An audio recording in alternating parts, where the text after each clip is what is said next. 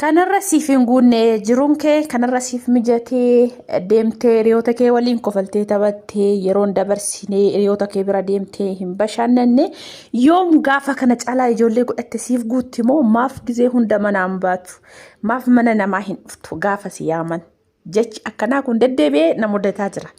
Ashama harka fuudhee akkam jirtan hordoftoota chaanaala keenyaa kan taatan marti keessanuu nagaan rabbii lafaaf iddoo jirtanitti isiniif haa baay'atu akkam turtan akkam sa'a kana keessanii nuti nagaa guuturraa faa qabna nageenya nu bukkee ture isin birallee haa jiraatu isiniin jechaati. Namoonni chaanaala keenya faaraa taatan subscribe like gochuudhaan maamila keenyatti dabalama kan maamila keenya turtan immoo hanga yoonaa yaadawwan garaagaraatiin nu deeggaraa jirtan galatoomaa galata guddaa nu biraa qabdan isiniin jechuu jaaladha. Egaa obboleewwan kiyyaa mee har'a walumaan oolmaa guyyaa har'a ilaaltu sababbiin har'a viidiyoo kana isiniif waraabeef sababa guutuun qaba akkasumas immoo ijoolleen shamarranii waa hedduu asirraa barattan jedhee baay'ee tokko keessi koo itti gammadeen viidiyoo kana isiniif waraabe. Egaa innis maalidha yeroo baay'ee silkiif na bilbilamaa hiriyoonni kan koo maaliif dhuftu baqa guyyaa sanbataa akkas guyyuma kamiyyuu guyyaa normaaliin jiru yeroo deddeebi'eetu ni jechuudha. Gizee ijoolleen ittiin faa naannoo daffaa jira dhaquufaa gaafa hafuu naannoo jechuudha. Kunis maaliif jettanii mee isin bira rakkoon akkanaa kun jira gizee hundumayyuu siniif guuttee sa'aatii argatanii akka barbaadanitti kofaltanii taphattanii jira miti baqa. Darbee yeroo hunda jechuudha siniin mijata akkasitti mee ana biramoo isin biras kuni gaafii kooti. Egaa oolmaan koo guyyaa har'aa jalqaba barfadheen ka'a akka qofaa sana dafee hirribaa ka'an jiru sababbiin isaas kana jedhee isiniif himu baay'ee nama dadhabsiisa keessattuu ganama jechuudha halkan hirribni hin qabu ganama na qaba jechuudha. Maaliif akka ta'e hin beeku gizee baay'ee doktoroota deddeebi'ee gaafadhaa kuni waanuma jiru naan jedhu kazaa nan dhiisa. Kanaaf Isaayyaasiin ganama ka'ee qorsiisaa ifatee nyaateetuma deema malee hirriba keessaa hin kaane isiniin jechuu barbaada. Hacaalutu ani viidiyoo si waraabaa hirriban kaatu naan jedhe yoon akkana ofirra garagaru dhuguma viidiyoo na waraabaa jira. Achumaanan waan baay'ee sammuu koo keessa deddeebi'aa jiraayyuu ani immoo itti fufee viidiyoo kana isiniif hojjechuu farra jechuudha. Dhugaa baay'ee tokko dadhabaa jira. Kaleessa mana oofcoo dhaqee michii natti fakkaatan beeku barbaree daaksisuu dhaqee sa'aatii dheeraan achi keessa ture si akkasumas immoo ergeen achi deebi'ee akka tokko baqaa jira miti noormaalii natti jijjiirame wanti hundumtu michii ta'a laata jedhee yaade. Kanaaf baay'ee kan dadhabe waan arganiif namoo ganama nan sochoosne lafa nan rafuu jechuudha. Egaa mee walumaan haa oollu mee keessattuu ijoolleen dhiiraa shamarran gaafa mana oolan waanuma sa'aatiin guuttee fi sa'aatiin raafaa qabaatanii etuma taa'aa oolanis kan itti fakkaatan hin jiru. Mana ooltee maalirra ooltee maaf kanan goone maaf sanin hojjenne gaafiiwwan adda addaa namoota tokko biratti darbeen jira. Kanaaf obboleewwan kiyyaa mee ilaalaa dhugaan isiniin jedha viidiyoon isiniif waraabu kuni osoo viidiyoo tokkotti ta'ee daqiiqaa baqa kana isiniin jedhu sa'aatii tokko odiidhaaf viidiyoon kun kan waraabamee jechuudha. Yoo ta'e immoo sa'aatii 2 baqa. Maaliif ani dabilii daqiiqaa 4 irra kaa'een akka ni dafee lakkaa'utti kan inni hojjetaa jiru. Egaa akkuma jalqaba argitanii jalqabarraa ka'ee maal akka ta'e maalitti akkana deeme kuni akka isinitti fakkaatetti akka keessan isin ajajetti hojjechuu dandeessan. Ani fakkeenyaaf ganama ka'ee qursii kan koo osoo waa tokkoon hojjetiin qulqullina koo gargaaraa wadhee qursii kan koo fudhadhee baqa qursii kiyya immoo naadhee achii ka'ee hojii achumaan itti fufee sababbiin hojii sana dafee jalqabeef osoo mana hin qulqulleessin maaliif maabaraatiin baduu dandeessi akka chaansii sa'aatii bisaan rafaa baddee gizee baay'ee na aarsaa turte waan ta'eef ganama akka ka'een waan baqa waan akkasii hojjedha waan maabaraatiin yoo na jalaa baddee booda ganaa akka sala qabsiisu waan hin rakkanneefu dafee hojjetadhaa asumatti wadhii kana qopheessaa as deebi'ee mana qulqulleessaa jira na argaa jirtan. Egaa obboleewwan kiyya maaliif kana dubbatte jechuun keessan hin oolu maaliin isiniin jechuu barbaada ijoolleen shamarranii yeroo kam keessattiyyuu osoo sa'aatiin namaaf argamee deemtanii hiriyoota keessa wajjin kofaltanii taphattanii isinitti tola. Haa ta'u malee inni sun immootu iddoo tokkotti mee darbaati ilaala namoonni hiriyaa shamarranii baay'attan namoonni baqa abaluu biraan naqa jettanii guyyuma hunda sanbatas ta'e guyyaa kan beellama baay'istanii onnoo jettanii. Wanta akkanaa kuni dhugaan isiniin jedha barumsa isiniif haa ta'u tokkoffaa abbaa manaa keessanii walitti isin buusa. Lammaffaa jireenyi keessan hiika jireenya keessanii maal akka ta'e manni keessan waa baay'eetu wal jala isin jalaadha. Maaliif jennaani sa'aatiin ni argama darbee sa'aatii muraasa jechuudha. Yeroo sanatti immoo mana nama sanaa waggaa dhaqxanitti namni suni akka garaa keessanitti isin geggeessuu dhiisuu danda'a. Kanaafi maaliif dursa mana keessanii dursa ofii keessanii gaafa kennitanu manni keessanillee waan hundumti isaa guutee sirreeffattanii abbaan manaa keessan gaafa alaa dhufu fuula ifaa tokkoon dhufee buna dhaabdanii fi waan hundumtiyyuu hanqina tokko malee jechuudha. Kuni maaliif sa'aatii qabdan sana yeroo baay'ee hiriyoota keenya biratti dabarsina har'a abaluu bira dhaqaa burmoo abaluu bira dhaqaa jennee yoo sa'aatii keenya qisaasessuu baannee mana keenyaaf iddoo kennine jireenya keenyaaf iddoo kennina ta'ee baay'ee tokko jechuudha. Isinillee gammachuun guutamtan yeroo tokko jechuudha. Waan hundumtuu jechuudha. Mee gizee tokko mana firaa dhaqaa. Manni firaa sana wayii giddiin si bulchuu danda'u wayin mootu sa'aatii dabarsitan ifuu dandeessanii manni keessan baqa sin jedhee wal jala babbadee toonii gaafa isin eeguutu kana sirreessee kam dhiisaa cinqata sammuu isinitti ta'a. Dursitanii hoo waan hundasaayyuu baqa jira miti gizeedhaan sa'aatii keessan qooddatanii amma fayyaa qabdanitti waan hundumaa sirreeffattan manni keessanii ofuma saayyuu eessuma akka mana namaa deemtaniyyuu isiniif hin ayyamu. Yeroo hundaa jechuudha. Maaltu dura keessan dhufa baqa haala mana keessan sirreessu. Haala mana keessan nyaatas qopheessuuf ta'e maaliyyuu jechuudha. Kana jechuun yeroo hundaa mana keessa oolaa yeroo hundaa baqa keessotti dabarsaa jechuu osoo hin taane jira. Gizee tokko immoo abbaa manaa keessa wajjin isaa ta'u ijoollee keessa wajjin isaa ta'u baatanii fataazanaa jechuu hin dandeessan. Gizee sa'aatii qabdanitti. Maaliif inni suniyyuu darbee ta'uu qaba. Maaliif jennaan bara kana keessaa jireenya biyya kanaa keessatti hojjettanii tiimitiyyuu jechuudha. Teessanii mitiitii hojjettaniitiyyuu bakka garaa keessaniin geessanii waan garaa keessaniin argattan jechuudha. Kanaaf abbaan manaa keessan amma jechuudha inni ganama hirriiba sanaa ka'ee waxiinaa hoosii ka'ee kana gochuu jechuu wallaalee miti. Dadhabbiin koo sababa itti dhaga'ameef sa'aatii kanatti na turre qallalaa akkasumas na turre natti salphata waan jedhu ka'ee shaayii danfifatee ho'ifatee nyaatee deeme. Kanaafi akka sanatti walii yaaduun gaafa jiru immoo isinillee galgala gaafa nimmootuu dadhabee dhufu sanatti mana keessa faa gootanii bareechisanii nyaata bareedaa tokko baqa jira miti dirqama nyaata kana dura sirraa isinii dubbadheera waan mana keessan keessa jiru bareechisanii tuma baqa jira miti baqa fuula ifaa yoo hojjettanii dhugaan isiniin jedha wantumti bushaa'an kuni damma caalaa hin mi'aa'a. Maaliif wanti jaalalaan hojjettanii fi wanti manni jaalalaan guutamee jiru waanuma bushaa'aa kanatu mi'aa'aa ta'a jechuudha.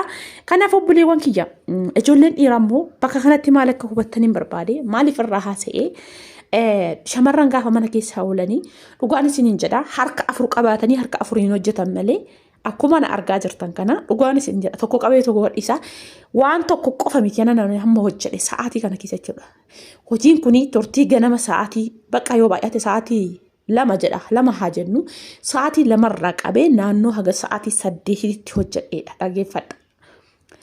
Maaliif jaalattanis jibbitanis dhugaas ta'ee soba isinitti fakkaates amma sa'a 8tiin hojjedhe. Maaliif kana hunda isaa sirreessee ani akka isiniif viidiyoon salphatuufan dabilii irra kaa'e malee sa'aatii dheeraadha viidiyoon kun isiniin jechuu barbaade tananii.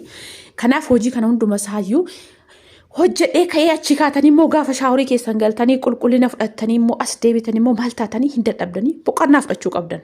Kanaafan isiniin jedhe mana keessa gaafa jirtanii yeroo ollee ofiif kennitanii hojii keessanitti illee baay'ee jechuudha.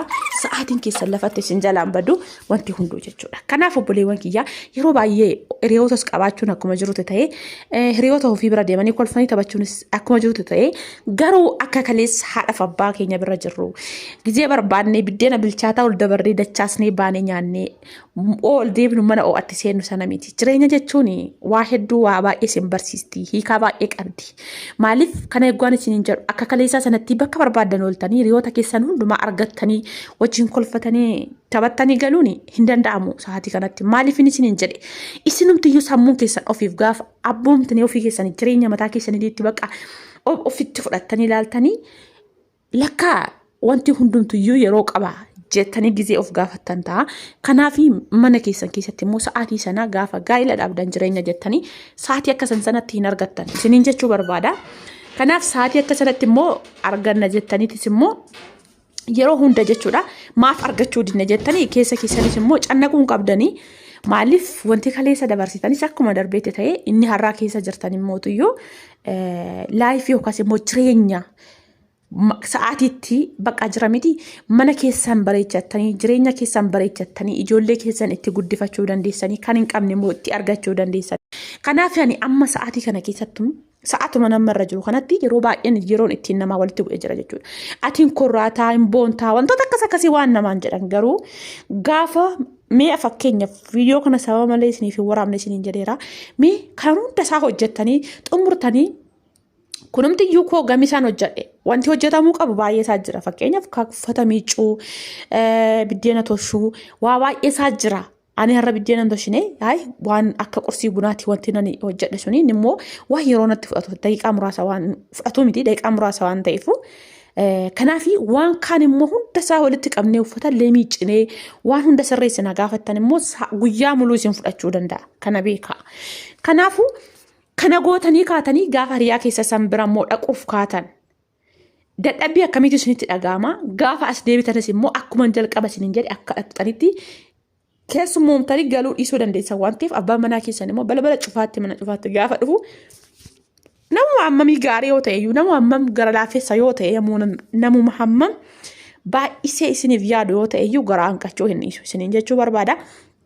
Kanaaf iyyuu yeroo baay'ee jechuudha wantoota akkasiitti gurra hin qabinaadha. Ani irra caalatti wantoota irraa isiniif dubbachuu barbaade maali yoonaan jettanii namoonni akkasiin jedhaniidhaaf isinitti hin dhaga'aminaa. Akkasumas dudduubatti deebuudhaaf hin jedhinaa.